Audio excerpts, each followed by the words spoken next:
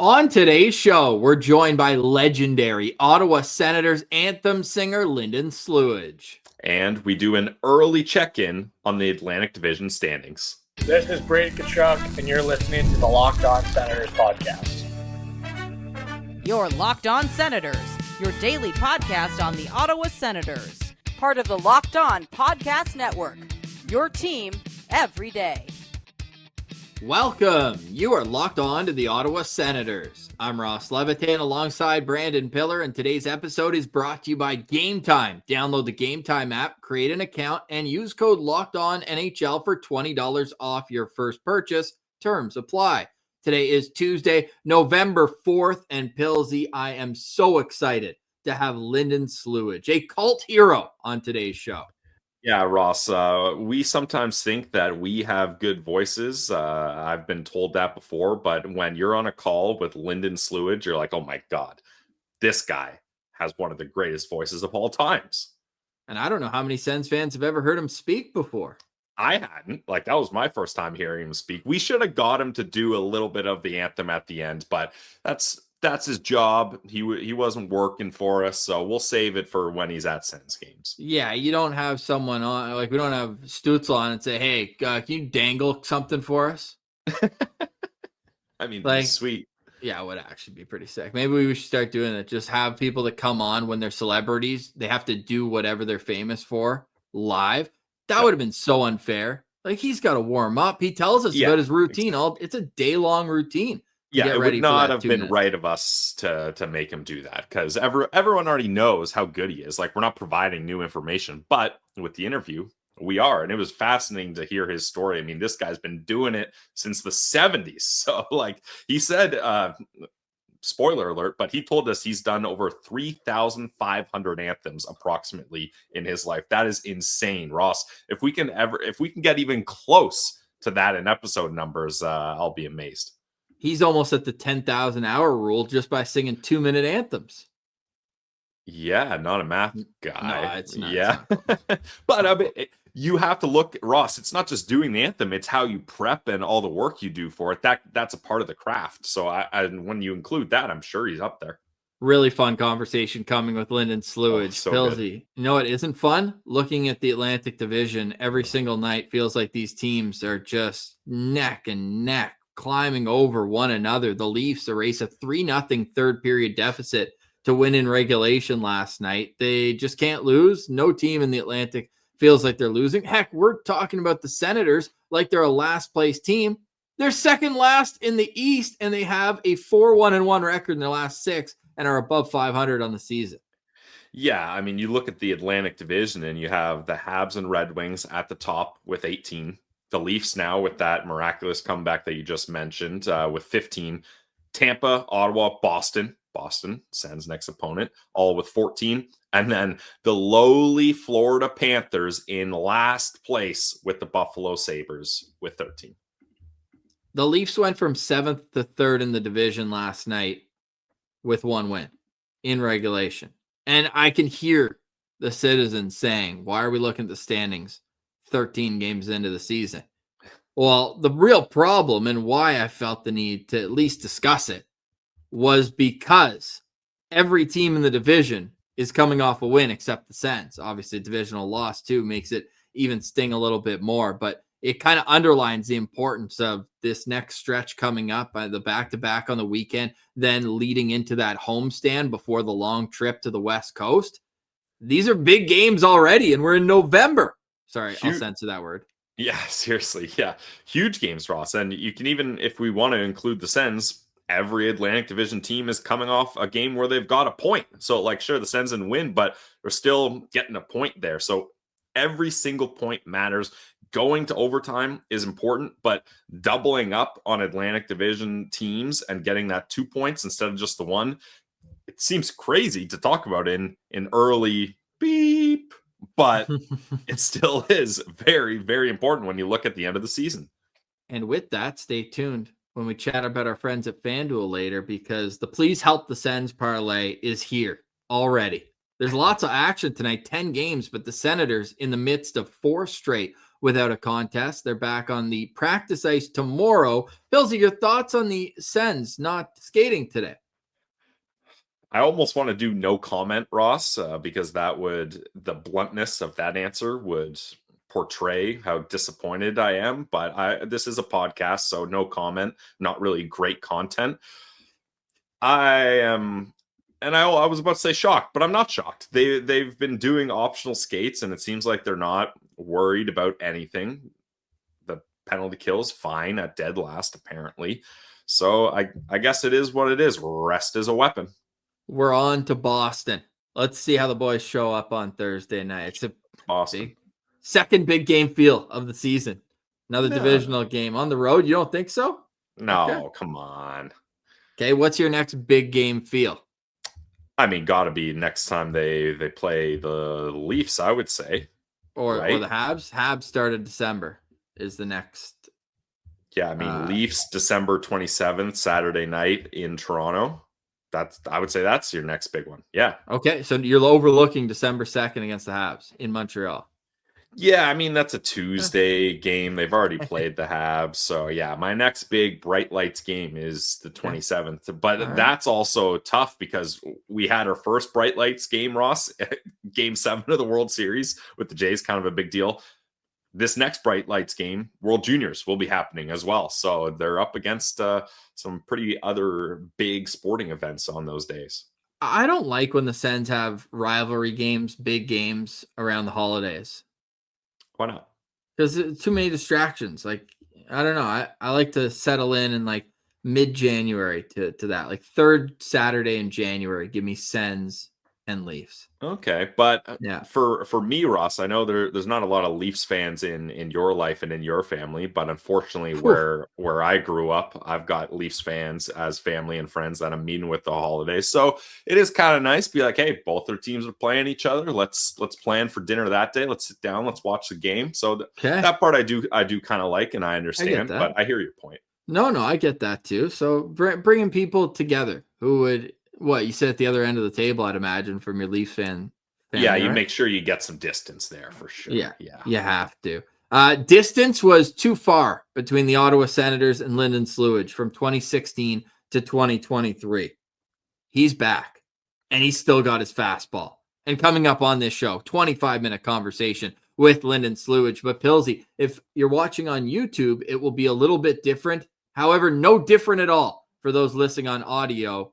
Take us through getting this to air.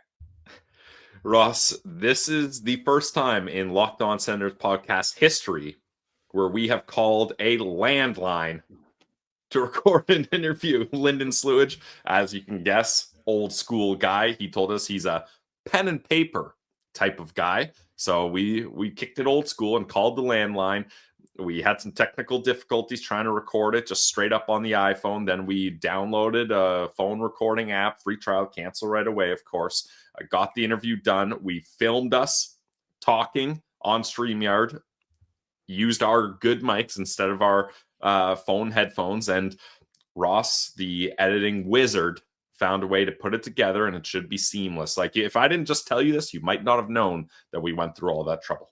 Yes, and it's a very good thing we did the multi-audio catch because we did not sound good from our phones. I mean, we're never going to sound good talking to Lyndon, even if we have the best mics and he's talking through a potato. The best mic is a landline. Lyndon sounds fantastic throughout this interview. So we hope you enjoy it. Lyndon Slewidge today on Locked On Senators. Tomorrow we'll chat with the executive director of Prime Face Off the episode. But when you can have Lyndon Slewidge on the podcast, you do. You're listening to Locked On Senators, your team every day.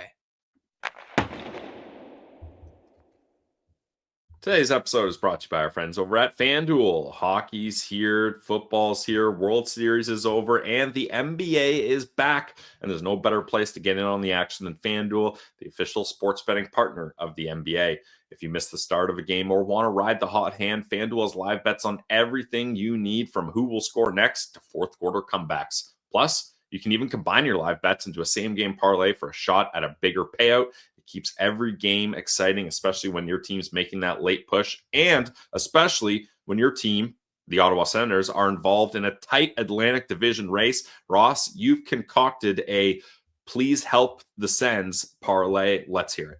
Yes, the Please Help the Sens parlay is going to be critical to achieving success as a team. Not only do you need the Sens to win, but you need those teams around you in the division to lose. So tonight we are looking at a 4-legger all money line: Utah Mammoth over Buffalo, Colorado over Tampa, Vegas over Detroit, and Florida losing to the Anaheim Ducks. So every West First Atlantic Division team, that is the parlay. $10 will win you 91 when it hits. Yep, let's go Sens. Please help the Sens. And right now, FanDuel is giving new customers $300 in bonus bets when your first $5 bet wins. So head to FanDuel.com to sign up and play your game with FanDuel. Join Ross in the Please Help the Sens parlay. It's FanDuel, the official sports betting partner of the NBA. Today's episode is also brought to you by our friends over at Monarch. I love Monarch. It is an all-in-one finance app that makes it so much easier for me to see my financial picture. Because most of us, I mean, let's be honest, financial accounts, they're everywhere. Between 401ks, savings, investments, it's easy to lose track. And that can mean leaving money on the table. Help me organize my accounts, and you can too. Tracks my spending and gets a better handle on my investments. And I don't even have to touch a spreadsheet. I love that I can review everything with my partner as well.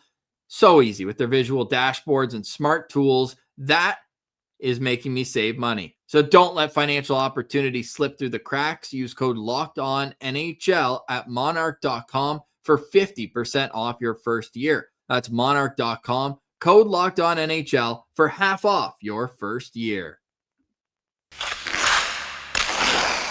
All right, we now welcome a very, very, very special guest. One of the reasons why I love O Canada is because it makes me think of Ottawa Senators games. And you've heard this man belt out the lyrics over and over again at the CTC. Lyndon Slewidge, welcome to Locked On Senators. How are you doing today? Hey, very good. Nice sunny here in Ottawa. Looking forward to being part of your podcast. Well, we've been talking about you yearly, just how excited we get from the moment you made your return at that home opener to as recently as the Phantom of the Opera, Lyndon Slewidge on Halloween. The spooky anthem. It's an honor to get to chat with you. We're really excited about this. And we wanted to start with rewinding the clock. How did you find a passion for singing the national anthem? Oh, when I was, I sang, in church choirs, did some solo work. Anyways, the passion came in about 1975. The Sioux Greyhounds. We were as a family were living in Sault Ste. Marie, and a local broadcaster said, "I hear you can sing." He says, "Would you like to give it a shot at the anthem?" So I sang at a junior Greyhound game, and then they asked me back, and it just then it went full schedule from one season to the next, and I did it up that way for, I want to say 18 years, 17 years at the local arena.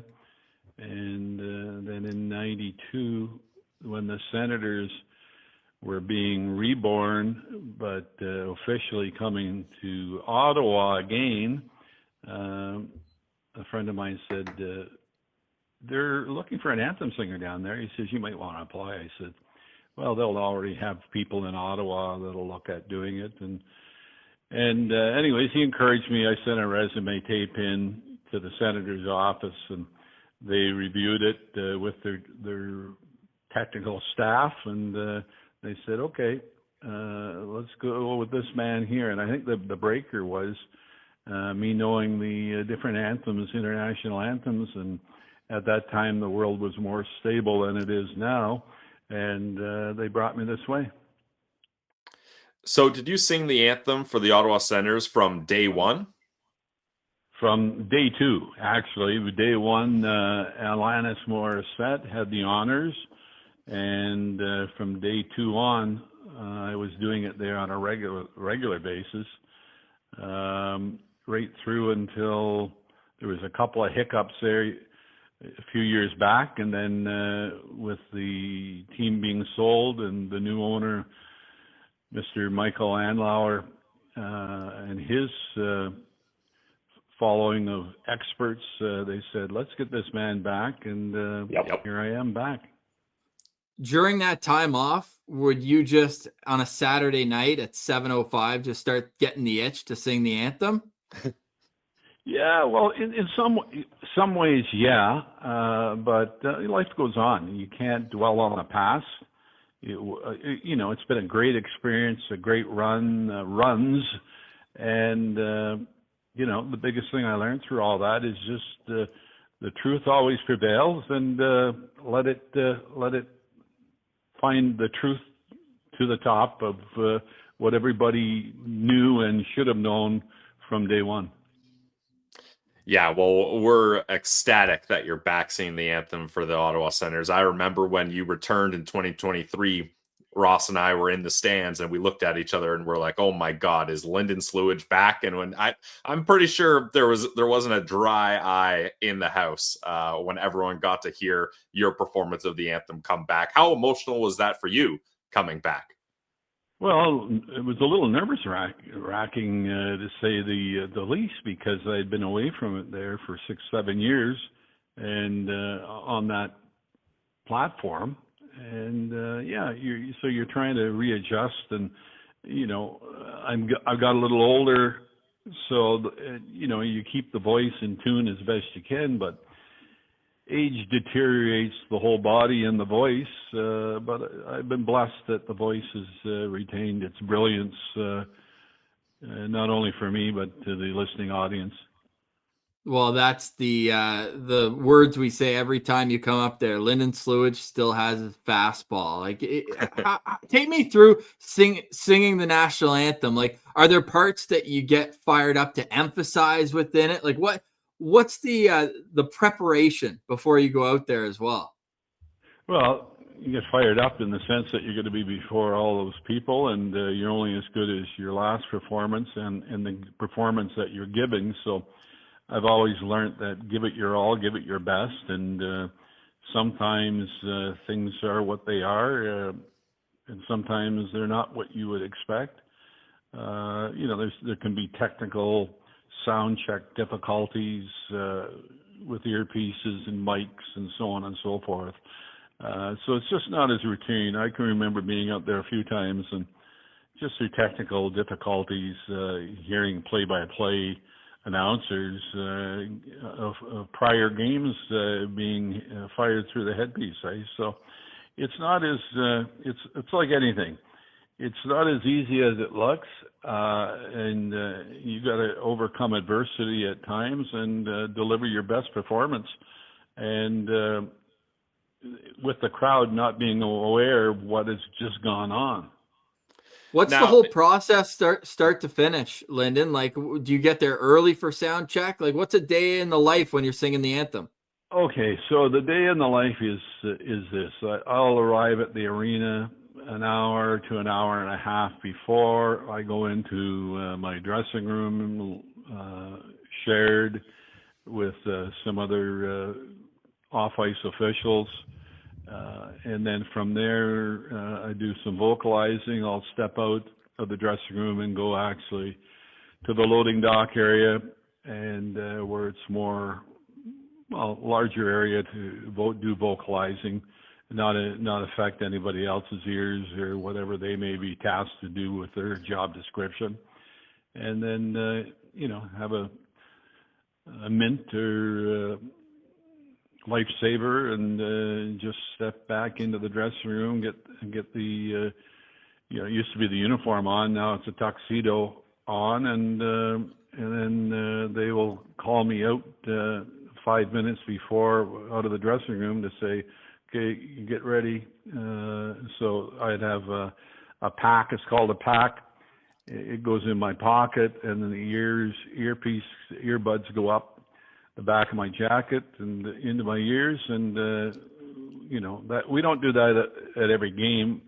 Well, what I've just said, we do at every game, but the sound check is once we believe we have the sound in check, that's a formality. It becomes an automatic. I'm in the hands of the technicians at the Canadian Tire Center. yeah. So that's and then the track will begin, the backing track, and I'll join in. Now, Ross and I are not musicians by any standard, Lyndon, but in broadcasting school, we did have a vocal coach come into our college, and he would do vocal exercises with us to try to work on keeping our voice crisp and things like that. Do you have a vocal coach, or did you have one? Are there exercises that you've done over the years? Yeah, there are, and I continue to do them. It's the vowel sounds. You have to know them, enunciate the vowels, and if you can do all the vowels, you can make any sound possible, because the vowels create the sounds, and then the consonants are just the finishing parts of whatever the words you're putting on it. But it's all to do with opening up the vocal instrument and proper breathing techniques. Yep. Because when I do that last note on our anthem, I never time it. It's probably around 20 seconds or thereabouts.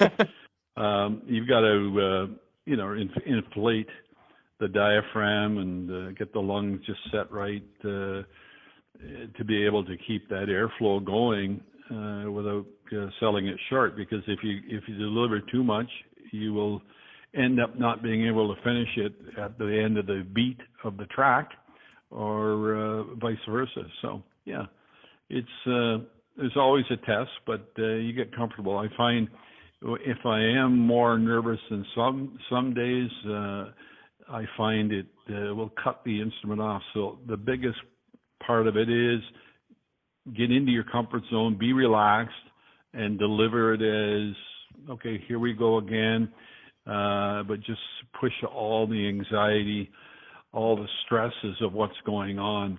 And I have also learned at the Canadian Tire Center, they'll put the words up there on the, I don't want to say Jumbotron, but at the back end of the arena opposite to where I stand. And don't be looking at the words, because I've looked up there at times and you see the words and then you start reading the words instead of singing the words. It just causes a lock for me, and probably for anybody else who is the vocalist on any given game. So that would be a tip I would share with anybody. Know your song, know the words, and don't look up to be interfered with by what's on the screen. Hope you're enjoying our chat with Lyndon. We'll get right back to it. But first, Pilsy's got a word from our friends at Gametime. Yes, hockey season is officially here, and nothing beats being in the arena for those opening games. But let's be real, getting tickets can be a total headache sometimes, between waiting in queues, surprise freeze, and prices that jump right before checkout. It's easy to get frustrated when all you want to do is cheer on your team. That's where Gametime comes in, the app that gives fans the advantage. It's your ultimate life hack for scoring amazing NHL tickets fast, easy, and stress-free. And if you want to be at the Canadian Tire Center the next time Lyndon Slewidge is singing the national anthem, Ross, tell the good people what's available on Gametime. That's next Thursday when the Sens host the Boston Bruins. You can get in the door for $17 USD. $17. Get there quick, because they're rolling. Lyndon Slewidge should be playing for more than that just to watch him sing. You get a great hockey game on top of it. That is a steal over at Gametime. Yeah, I mean, you got to do that. And I love with Gametime, what you see is what you pay. No hidden fees at checkout. Plus, you can see exactly what your view looks like before you buy the tickets. Make sure you got a good view of Lyndon for that signature wink, salute, kiss, thumbs up that he's going to do at the end of the anthem. They got zone deals, game changer. You pick the section, Gametime picks your seats, and you save big. You can find NHL tickets for under $25, like Ross mentioned. So take the guesswork out of buying NHL tickets with Gametime. Download the Gametime app, create an account, and use code LOCKEDONNHL for $20 off your first purchase. Terms apply. Again, guys, that's code LOCKEDONNHL for $20 off. Swipe, tap, ticket, go. So do you have like a spot in the arena that you're looking at, or do you allow yourself to acknowledge just how cool it is having 18,000 plus just hanging on your every word? Yeah, well, that's it. I don't. I've learned not never. Well, I've looked up there occasionally, but when you're looking the crowd, sometimes your eyes will just sort of stop, and that's when you have the potential to basically stop and start reading the words instead of singing the words. You want to read the words, at least from a vocalist standpoint there on the carpet. So I just stay clear of that now, and not that I've ever had any failures, but it could potentially happen because it throws your concentration and the reflex of what you're doing off. It's a total distraction. It'd be like somebody firing a puck, even though on the opening, and you'd say, "Where did that come from? What's that all about?" So it's enough just to throw you off. In your opinion, Lyndon, what was your biggest or most memorable performance? Does the importance of the game factor in for you, or is it some nights you're just like, "Oh man, I was feeling it and I nailed that anthem"? Like, what one anthem performance sticks out the most to you? Well, I was totally elated when I scored the job as the official anthem singer for the Ottawa Senators, because that was NHL, and it was I looked in sport and I said, for hockey you can't beat that. Then there was some World Cups I was invited to and sang at those down in specifically Philadelphia, and games up this way in junior, and you name it, I've sort of done it. I've done over my singing career probably, I want to say, close to 3,500 anthem performances. The one that you say, well, it can't get any bigger than what I've just described, and it did. It was when I was invited by the Prime Minister. It was 9/11, but that wasn't on the ice service. That was down on Parliament Hill with 100,000 people in the crowd, and we all reflect back to that and how emotional and what a tough day that was for the world to see those towers go down. But I was honored. I'll never forget singing that day. So picture this: you're not going out with the regular routine. It was the Canadian Forces band they had, so they said, come in a few hours before it started. We'll have a quick rehearsal, which we did. And then on that stage that day, there was only 4 people got on that stage. It was the Prime Minister, the Governor General, the U.S. Ambassador, and Lyndon Slewidge. I remember, trying to keep focused, and that was the first time ever that I was standing behind a podium, and I was glad I was, because the knees started to rattle just a bit when I was delivering, and I said, geez, for me, there's not going to be a bigger ever event that I'll have the honor to have sung at. So that is totally for the country, the countries, and what we stood for at the time. Wow, that's a very, very emotional story. And you've sang the national anthem everywhere. Is it true that Roberta Bondar got you to record the American and Canadian national anthems and took you to space? That's correct. Yeah. She was from the Sioux at the time, and she had heard of me and knew who I was. And between her and her team, they said, do you mind sharing with us? And I've got some memorabilia from her from that mission. Yeah, so again, right place, right time, small world. And, there's been a lot of great people that have been part of my life over the years. I'm 71 now, hope to continue on. And I had a little glitch there this year, and I was off the carpet. Fans wouldn't know that, but now that I'm sharing in your podcast, it was not at our rink, not the big rink, but at the Sens rink in the east end of the city, and watching my grandson play hockey, and I felt weak, and I said, I got to sit down, and next thing I was on the ground, on the floor, corridor and transferred me in. They said, "Oh yeah, there's definitely something going on." They took me in, and it was they ended up putting a pacemaker. I had just a slight glitch, no hard issues, but I was losing some electrical shock to the heart, and anyways, no issues since, and tickety boo, but right place, right time again, and I had some good support people being with me at that time, and into the local hospital, and then to the Heart Institute, and away we went. Yeah. Are you on the road to recovery though now, or you're back to feeling yourself? Fully recovered. As soon as they put that in, I was, it was just a few stitches there, and put the pacemaker in. I said, "Geez, this is pretty impressive." They said, "Yeah, well, you're a lucky man." And I think there's a lot of people out there that have similar issues, and sometimes it works, and sometimes it doesn't work. And in my life, things have worked out for singing, and life's been good, but it can be up and down too. Everybody's got issues. Everybody's got some sort of problems, and you got to shoot high and reach for those stars, and just hope and pray it all works out. Yeah, that's scary stuff. We're glad you got the support from everyone, that you're feeling better now.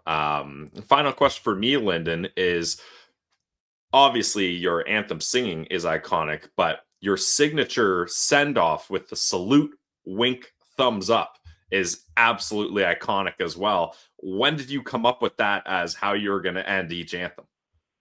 Well, I came up with it basically probably 5 years into singing with the Senators from the original back in 1992.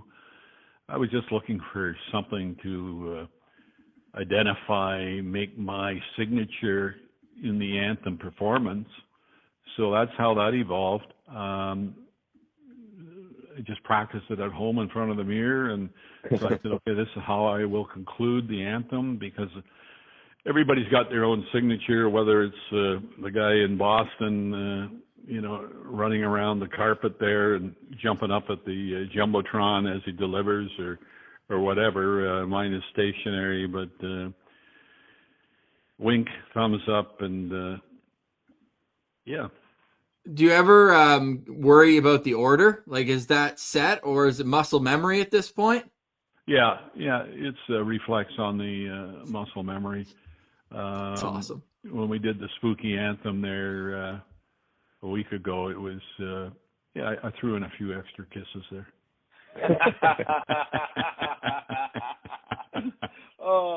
And the Sens got the win, which has made it most important.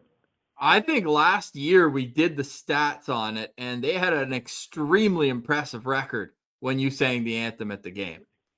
Well, it was nice to see them do as well as they did, considering the year and the years prior leading up to that last, that time frame. So when we came together with it, it was nice to see the fans were back into it.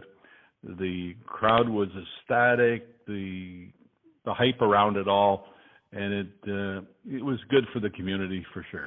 And if you're a Sens fan, it was good for all Sens fans, right across, whether it's international or whatever.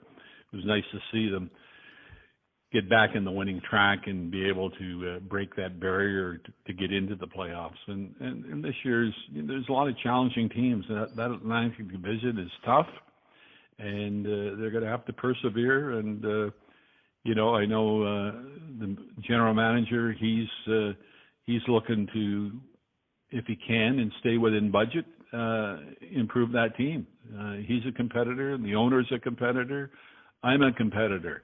I want to see what's best for the team. I want to see, I'd love to sing and bring a Stanley Cup to Ottawa. Oh, man. I was at Game 3, Lyndon, in 2007, and you brought the house down. before that game. That was one of the most memorable ones for me, no doubt. Final question for me, Lyndon. You go in, you have first shift of the game, you bang bodies, you score a goal, and you get off the ice. Do you stay and watch the game after? Yeah, I stay, but I'm getting older, and I don't stay for all the games, but I stay a good number of times, and depends on what's going on, family events and grandchildren and so on and so forth. So it's a balancing. Life's a balance. You got to balance it. At the end of the day, it's work for me. It's everybody's got a job to do, and that's my job description on what I have to do. And it takes a while to come down from those the emotion though. You can't eat before the game. You got to have a pre-game meal early enough so you don't get any acid reflux or reflux of any food back into the vocal tract. Again, it's no different than the player on the ice. They have the routine, whether they're having usually pasta, but that's what they're doing. But they have to eat so many hours before the game and let the food digest properly, and then be ready to go when the puck drops. So that's the same with my schedule and my lifestyle around anthem singing. Because and the other thing I'd learned too, never have a cold drink, because it changes the texture of the vocal cords, and it'll actually want to reflex to shut the instrument down a bit. So different things you learn over the years. Lemon is nice to be able to have lemon with some water, but definitely leading up to, you don't want anything cold or hot. More whatever your body temperature is, and stay within your limits. Well, Pillsy always tells me that I'm weird with my coffee. I just hold it for like 20 minutes and then chug the whole thing. So you're saying that like lukewarm temperature is actually perfect? Yeah, whatever your body temperature is of your body. That's actually better.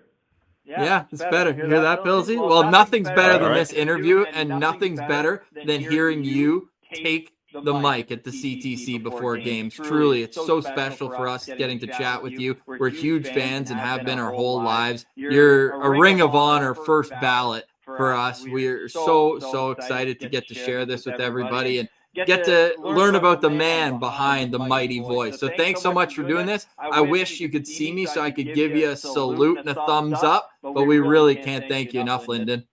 I appreciate it, and good luck, and let's bring that cup here. All right, stick taps to Lyndon Slewidge for joining us. That was awesome.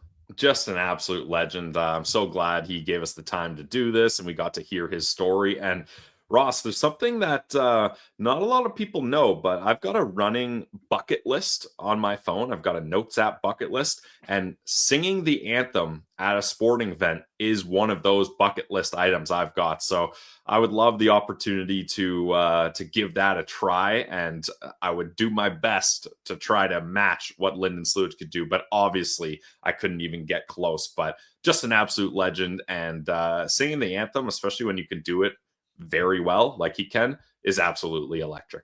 Could you imagine a documentary of Lyndon Slewidge mentoring you to sing the anthem? I'm down. I mean, we can we got Amazon producer coming on tomorrow. Maybe I'll pitch that show idea to him. That's actually a great idea, Ross. I'm down for that. You would have to be a paid actor because we can't afford Lyndon Slewidge. Yeah, no, that's well, I mean, you mean I would have to be an unpaid actor. Right, so that right. we would have more money in the budget to pay. We need the I would do it for free, honestly. Yeah, obviously. Yeah, you'd probably even pay a fee if this is a lifelong dream of yours that I'm learning about. Yes, yeah. So what about at your wedding? Why don't you sing the anthem? At the wedding? Like, welcome everybody in, and then just grab the mic and then just look, and they're expecting like a first dance song to play, but you just like hit it, and then the anthem starts playing. I actually kind of like that. And I get everyone to stand and we raise like a flag and everything. Yeah, actually, I'll talk to Simone, see if we can sneak that into the schedule. Any final thoughts on today's show? Final thoughts for me is it was great to have Lyndon on the show. Like I said, absolute legend. We hadn't heard him talk, so it was cool to hear him talk. I was wondering if he was just going to sing all of his answers. That would have been sweet too. But yeah, this was one of those episodes, a little peek behind the curtain. We were going to air this tomorrow, but it was an episode where Ross finished it and was like, nope, we got to do it today. Well, this is so awesome that we have this. So yeah. Hope you enjoyed. Yeah. Thank you so much for liking, watching, listening, and engaging with the show. A subscription does help us out very much. The Sens are back on the ice tomorrow. We'll let you know some practice updates, and the executive producer of Brady Tkachuk's Amazon Prime Face-Off episode, Prime Video, presented by Amazon, is an awesome chat with him too tomorrow. Stay tuned for that, and then we'll talk Ottawa Senators against the Boston Bruins, the first of 2 games on 2 Thursdays, head-to-head against the Bruins in their 3rd matchup. They got 3 matchups in the first month of the season, head-to-head. So going to get into that conversation and a whole lot more. For Brandon Piller, I'm Ross Levitan. This has been another edition of the Locked On Senators podcast. Your team every day.